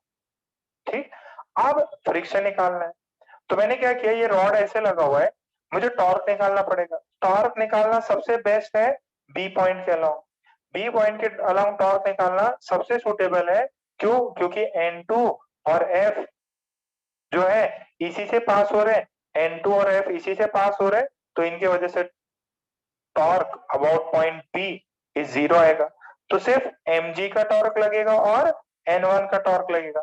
सर अब N1 और M2 में ये बाकी लेंथ वेंथ समझ में नहीं आ रही, ठीक है, कोई दिक्कत नहीं, वापस समझो इसको, ध्यान से समझना, ध्यान से समझना, वापस से ये क्लियर क्लियर हो जाएगा बेटा, घबराओ नहीं, फर्स्ट टाइम है और चैप्टर टफ है। सो अपन ने क्या नेमिंग किया था इसको, इसको ए किया था, इसको बी किया था, this is A, this is B. ठीक, अच्छा, इधर ये लग रहा है mg यहाँ पे, ओके, एंड ये लग रहा है ऐसे नॉर्मल N1 लग रहा, हाँ, चाहिए तो इसको है ना अलग पेन से बना देते हैं अपन, देखो N1 ऐसे लग रहा, N1 ऐसे लग रहा, ठीक, और नीचे mg लग रहा, ओके। अच्छा, let's say this point is O, this point is C, ध्यान से मेरी बात समझना। अच्छा, ये एंगल 53 है, 53 है, ये एंगल 37। सोनी माइक ऑन करो, सोनी। हाँ सर। अच्छा ये बताओ, ये हाँ मैंने पॉइंट मान रखा, तो आपने टॉर्क लिखा था R perpendicular into F magnitude, या इसको लिख सकते थे R इंटू एफ परपेंडिकुलर। तो मैं क्या लिख रहा हूं बेटा, मेरे को फोर्स की वैल्यू पता है, एक फोर्स N1 हॉरिजॉन्टल है, mg वर्टिकल है। तो अब मैं क्या करूंगा, उनसे पॉइंट बी से जहां से टॉर्क निकाल रहा हूं परपेंडिकुलर डिस्टेंस निकाल लूंगा। अच्छा ये बताओ, बी से and let's say this point is D, ये mg नीचे जा रहा है, बी पॉइंट से इस mg पे वर्टिकल डिस्टेंस कौन सा होगा बेटा, परपेंडिकुलर डिस्टेंस। ये डीसी जो फोर्स है mg, इससे परपेंडिकुलर कौन सा लेंथ है, BC क्या बीडी है या बीसी है, BC ये mg से परपेंडिकुलर कौन है, इज इट बीसी और is it BD, BC BC. देखो नीचे mg और ये परपेंडिकुलर डिस्टेंस, तो what is the perpendicular distance, perpendicular distance BC. भले ही यहां से आपको पॉइंट ऑफ एप्लीकेशन तक जाना पड़ता, बट होता क्या है, कंपोनेंट लेके आर परपेंडिकुलर आ जाता। तो आर परपेंडिकुलर मैंने क्या निकाला, ये mg नीचे जा रहा है, तो ये जो है डिस्टेंस ये इससे परपेंडिकुलर होगी, तो मैंने ये निकाल दिया। ओके, सो यहां से r due to mg is mg into BC.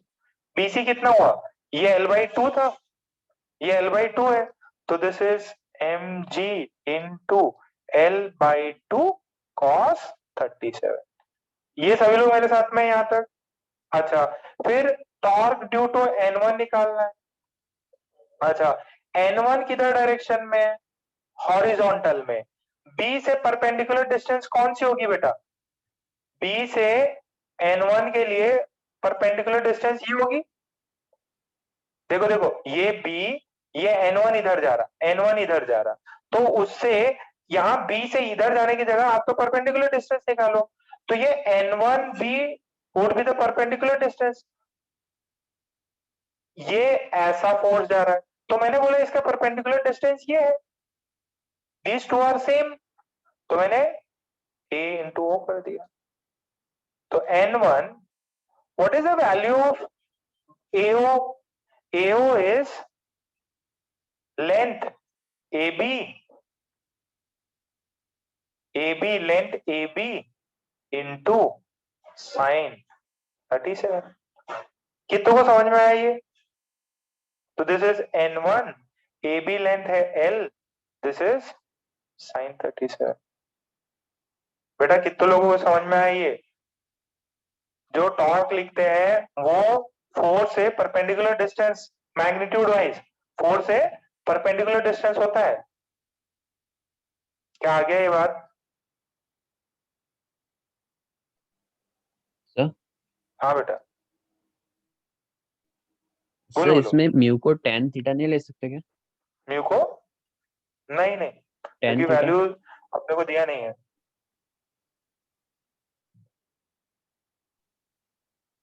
Sir वो म्यू की वैल्यू इंक्लिनेशन में दी म्यू की नहीं है। वैल्यू tan थीटा लेते थे ना। देखो म्यू की वैल्यू ज्यादा भी हो सकती, कम भी हो सकती, म्यू कांस्टेंट होता है। वो आप लिमिटिंग फ्रिक्शन अगर बात करो कि भाई म्यू की मिनिमम वैल्यू कितनी होनी चाहिए, तो वो अलग है। म्यू की वैल्यू 1 भी हो सकती, 2 भी हो सकती, 3 भी हो सकती, रफ सरफेस की प्रॉपर्टी है वो, ठीक है। ऐसा पूछ सकता है कि मिनिमम वैल्यू ऑफ म्यू कितनी होगी, तब आप निकाल सकते हो, ठीक है। अब यहाँ पे कुछ भी हो सकता है। आपको N1 और N2 समझ में आ गया, सॉरी N1 निकल गया, N2 निकल गया, ठीक है, और फ्रिक्शन फोर्स निकल गया। थोड़ी सी टफ चीजें हैं, बट ठीक है आप लोग कर लोगे।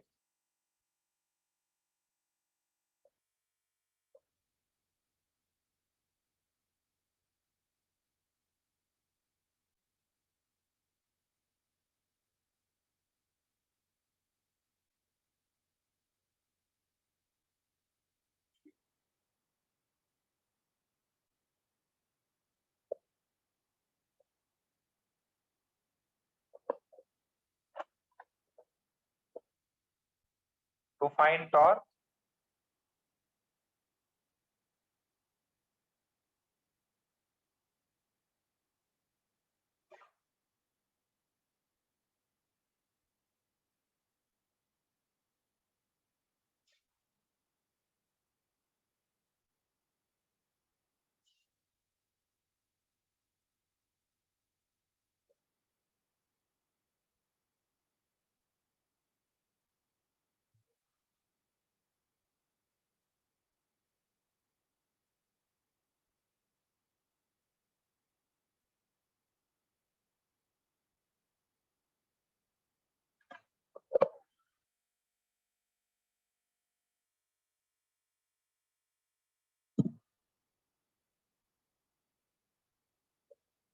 इतना क्लियर हो गया? अच्छा, ये एक और थोड़ा सा अच्छा क्वेश्चन है, देखो हफ्ते भर चलेगा फिर रोटेशन कंप्लीट हो जाएगा, थोड़ा हिम्मत रखो। अच्छा, ये ऐसी वाली सीडी देखी है क्या आप लोगों ने? अरे यार लास्ट स्लाइड फटाफट लिखो, फटाफट लिखो इसको।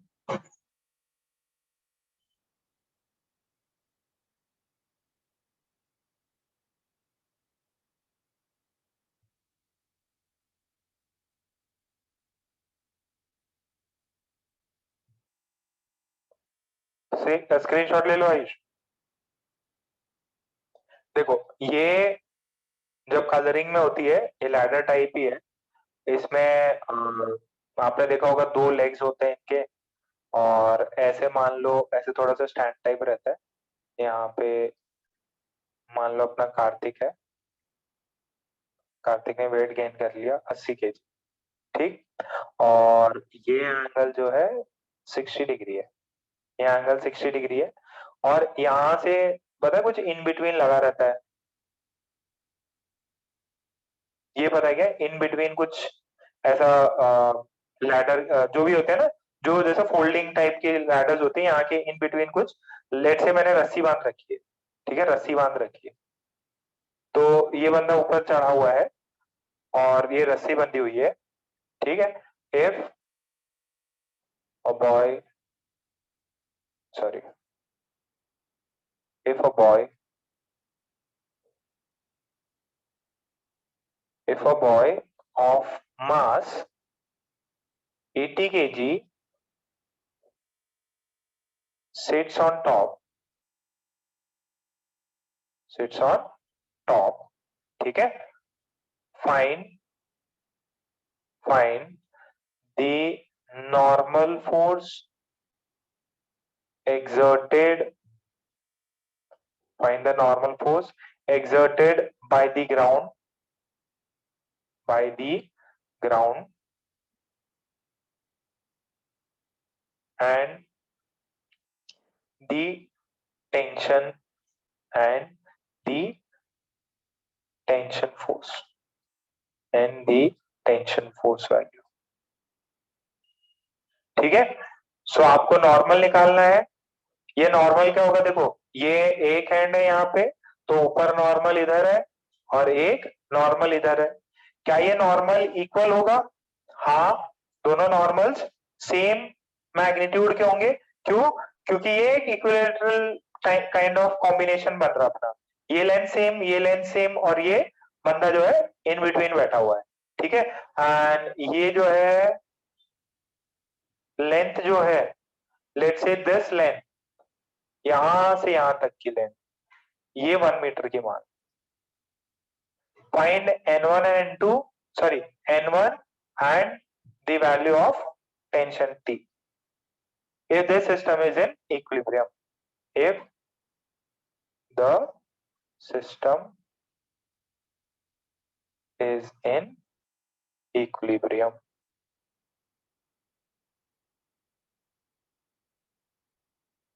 if the system is in equilibrium.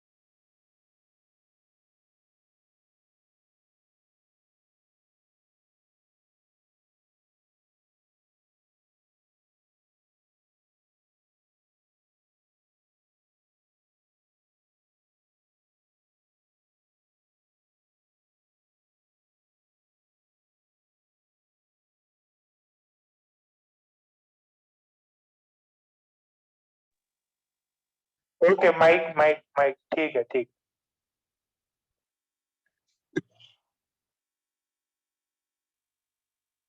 अरे आया कि नहीं? अरे एकदम इजी है यार। सॉरी, माइक बंद था।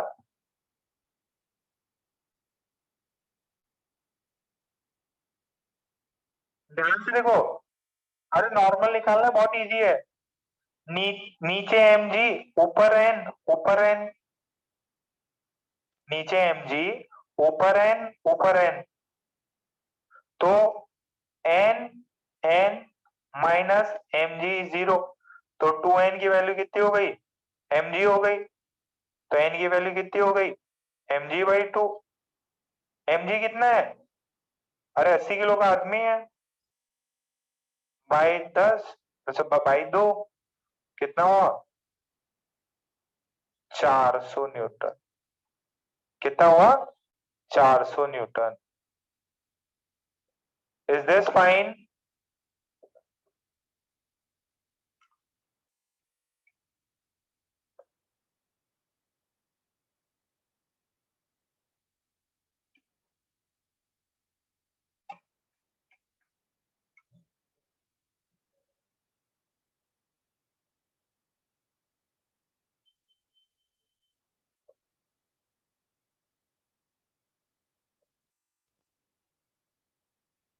ये आ गया क्या नॉर्मल की वैल्यू?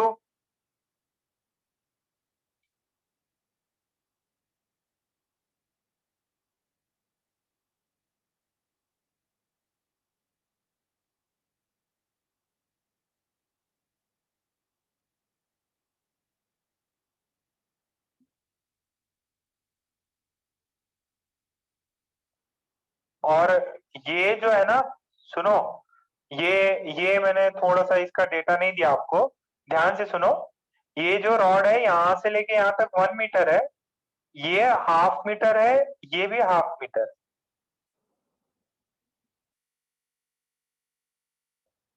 तो नेक्स्ट देखो, टॉर्क नेट शुड बी 0। मैंने क्या किया, टॉर्क निकाल लिया। Let say this is A, this is B, this is C, ठीक है। So I will take about the left leg, ठीक है। एक एक ये जो हिस्सा है ना, ये हिस्सा, इसके अलोंग टॉर्क निकाल के देखता हूं कि ये वाला जो हिस्सा है ए बी एन, उसके अलोंग टॉर्क निकाल के देखता हूं।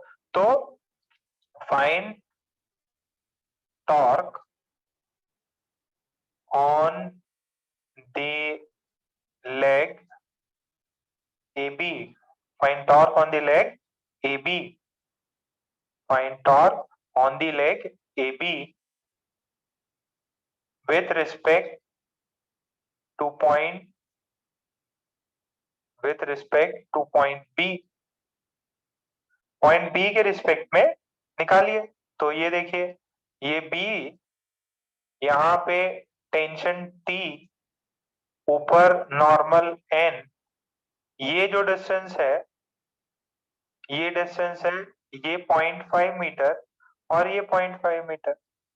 अच्छा, ये 60 डिग्री है, ये 60 डिग्री है, तो ये 60 डिग्री होगा, ये 60 डिग्री हुआ तो ये 30 डिग्री होगा।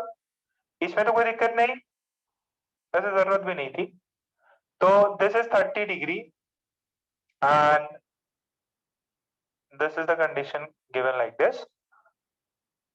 आप देखो टॉर्क निकाला मैंने, तो torque due to normal, torque due to normal और डिस्टेंसेस आपको पता है। ये देखो,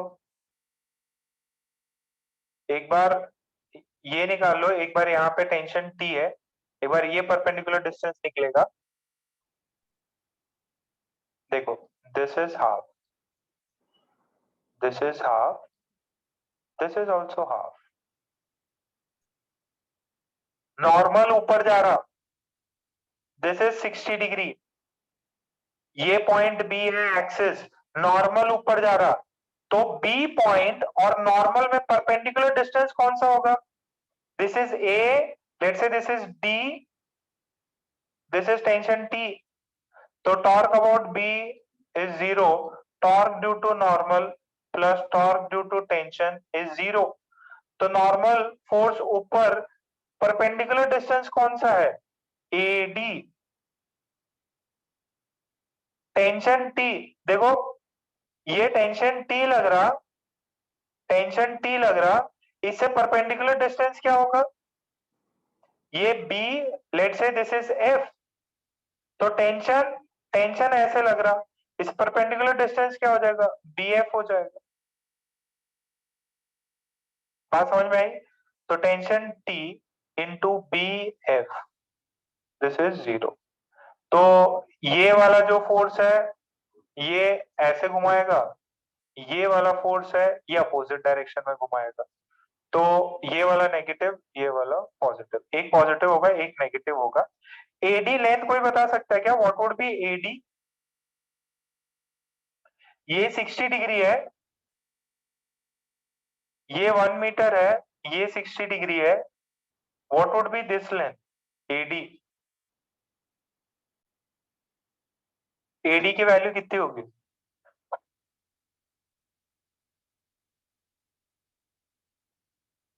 वन बाई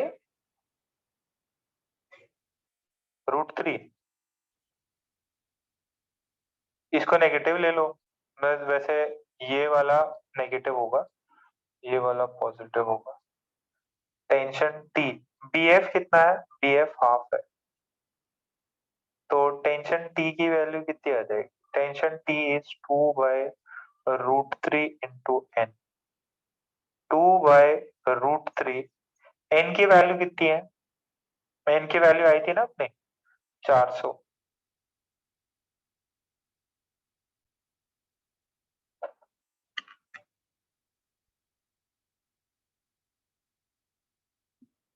कॉपी करो इसको, एक बार में नहीं समझ में आएगा।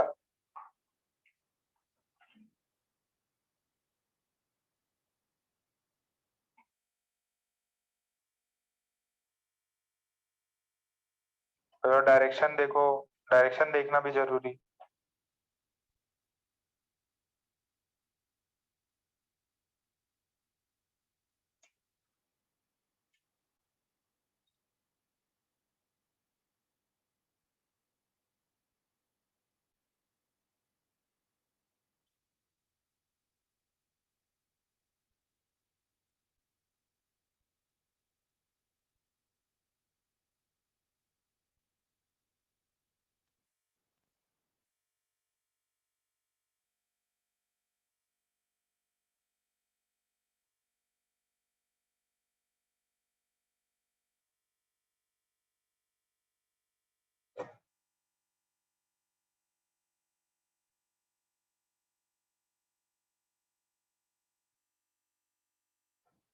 ठीक है बेटा, यहाँ तक क्लियर हुआ?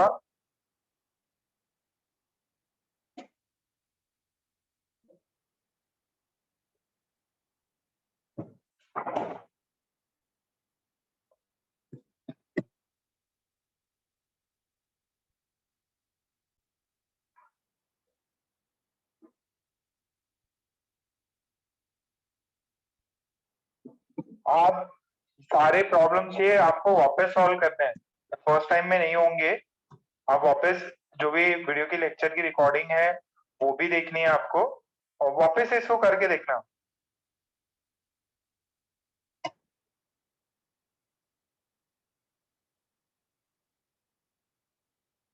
सब HC वर्मा में ये सब दिए हुए हैं, सारे प्रॉब्लम आपको HC वर्मा में मिलेंगे, ये सॉल्व एग्जांपल्स के फॉर्म में या कुछ और फॉर्म में।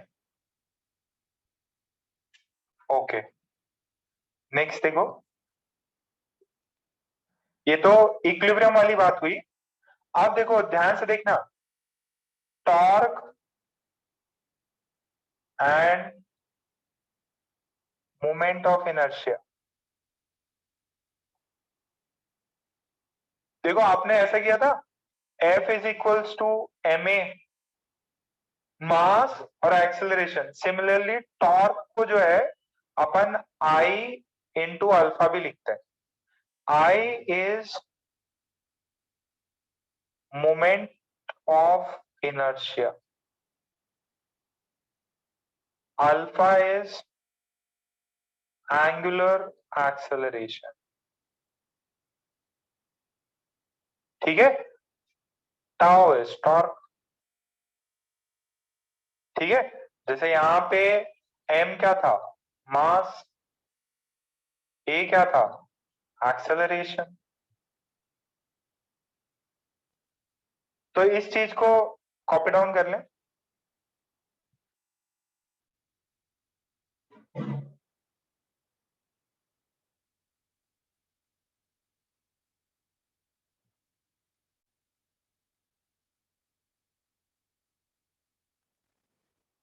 कॉपी करें इसको, हो गया।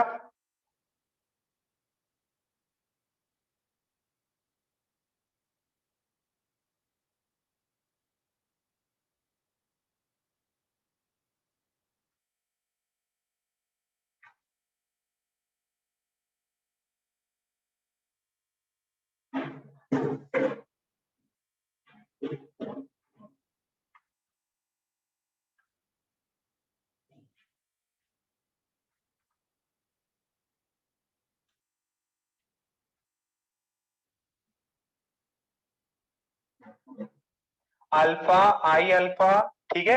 अच्छा, टॉर्क का एक और रिलेशन होता है। टॉर्क क्या होता है, टॉर्क दूसरा क्या होता है, आर क्रॉस है। फोर्स के वजह से, देखो जरा, फोर्स के वजह से टॉर्क क्रिएट होता है, तो वैल्यू होती है, अच्छा, फोर्स, टॉर्क लगने से बॉडी पे इंपैक्ट क्या आता है, टॉर्क लगने से बॉडी अल्फा एंगुलर एक्सेलरेशन से घूमती है। फोर्स लगा तो बॉडी एक्सेलरेट होती है।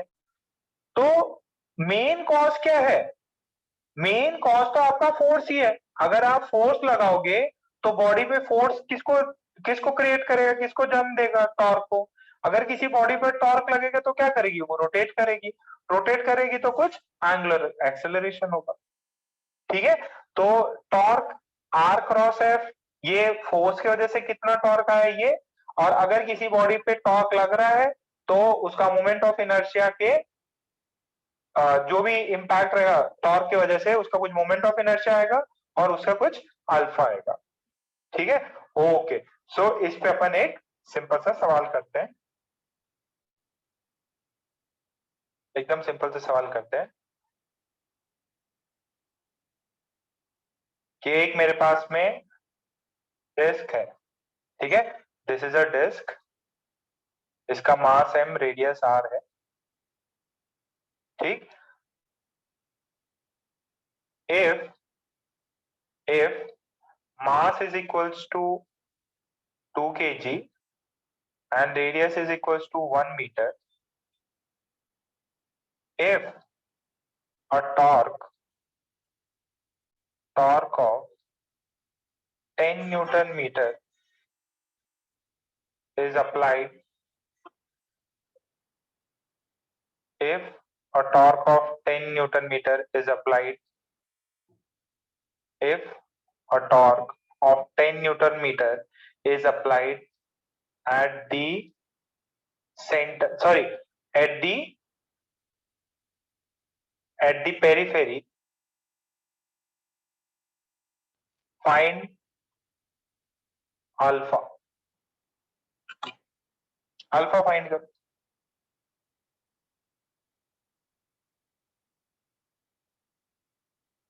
अल्फा फाइंड करो।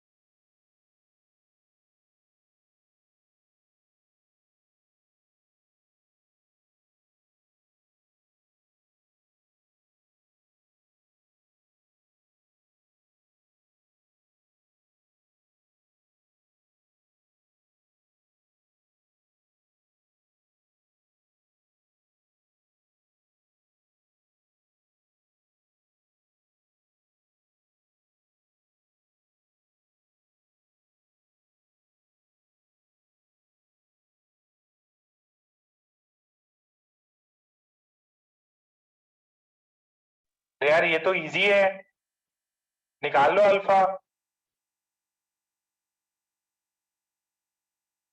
श्रेया, पूरव, देखो देखो, ये जो है ना, ये एक्सिस जो है इसके सेंटर से पास हो रही है, डिस्क है। तो सबसे पहले क्या है, डिस्क का मोमेंट ऑफ इनर्शिया आई कितना होता है, mr² by 2। मास कितना है, 2 kg बाई 2, रेडियस कितना है 1, तो ये कितना आया, 1 आ गया। ठीक है, दिस इज 1 kg/m²। अच्छा, आपने टॉर्क कितना लगाया था, टॉर्क इज आई अल्फा होता है। टॉर्क आपने 10 लगा दिया, आई की वैल्यू 1 है, अल्फा की वैल्यू आ गई। अल्फा कितना हो जाएगा 10, क्या होगा 10 रेडियन पर सेकेंड। ये आंसर किस में आएगा, रेडियन में आएगा। आंसर किस में आता है इसमें, रेडियन में बेटा। सबका मैच किया गया ये।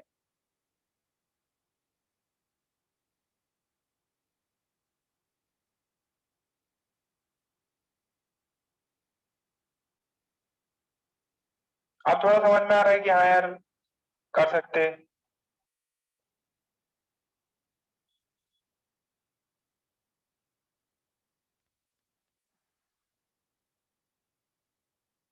हाँ, ये इसके सेंटर से पास हो रहा है। अच्छा, डायमीटर से नहीं हो रहा बेटा, ये डायमीटर से नहीं हो रहा, ये उसके सेंटर से, ये जो है ना जो बीच का पॉइंट है उससे हो रहा है। It is not passing, this axis is not passing about its diameter, ये सिर्फ सेंटर से पास हो रहा।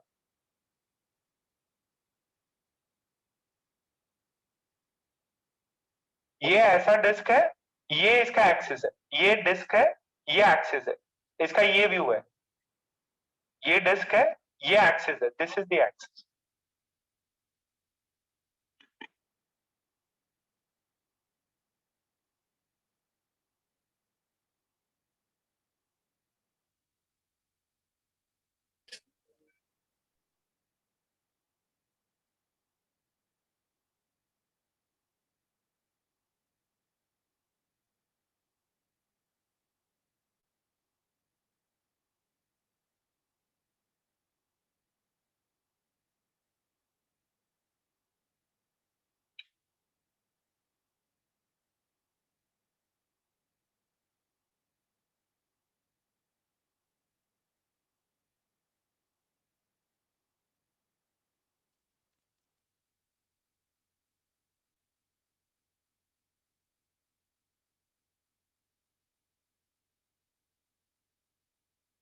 ठीक है, ओके बच्चों।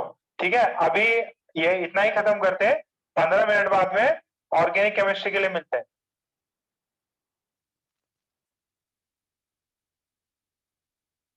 15 मिनट में ऑर्गेनिक केमिस्ट्री के लिए मिलते हैं। आप आज जो भी पढ़ा है उसको वापस रिसॉल्व करेंगे। आज जो भी पढ़ाया है उसको वापस रिसॉल्व करेंगे, तभी समझ में आएगा।